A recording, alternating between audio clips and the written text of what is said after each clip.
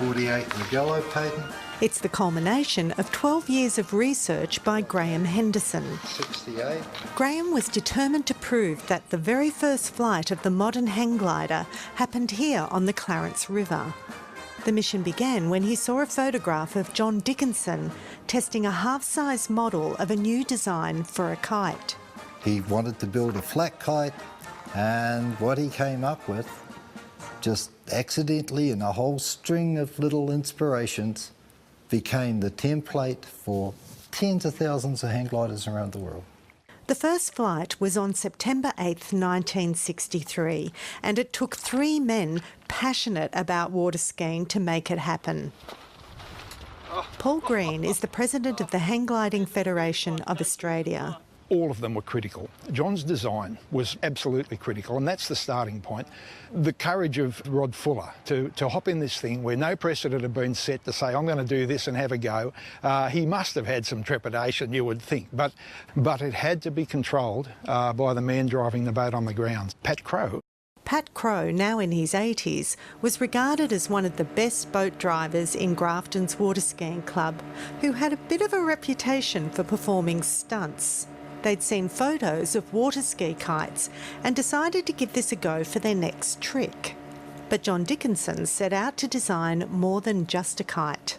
A kite flies because of the high pressure of the area underneath it, and that pushes it up into the air. Well, when you get the angle right and it's balanced right, it'll sit there. John's idea was it actually flies. And I heard Rod say, John, if I'm going to fly it, Pat's got to drive the boat.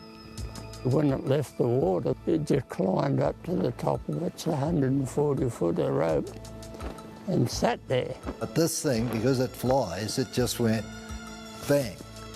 And there was just a little ripple in the sail and everything was fine. And he goes, oh, I've got control. So Rod settled down. He's going, oh, this is great. When the kite flew, the water skiing stunt became a pivotal moment in aviation history. And it was having more control of the craft that was the breakthrough in Dickinson's design. It came from a eureka moment, pushing his daughter on a swing. She said to him, swing me sideways, Daddy. And he swung her sideways and we went, ah. Everyone else that had tried versions of weight shift was all swing your legs. But once you attached the harness to the centre of gravity and swing the whole weight of the pilot, suddenly this control problem was solved. Over the next few years, Dickinson refined his design, making it more lightweight and reliable. By the time that we'd finished, we had something that really anybody could fly. By this time, they knew that they could fly it without the boat. Could I say, run up a mountain and jump off?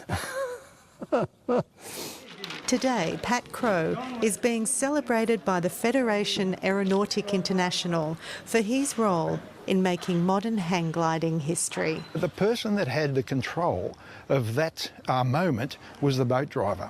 He had to get him up, keep him up, turn him around and then put him back down again, and that was all up to the consummate skill of Pat Crowe. I'll always be very proud of what we managed to do here, and proud that it was on our beautiful river. A beautiful river indeed. Well, Joe, what I'm about to say to you, I'm sure is not going to come as a complete shock. Busting bad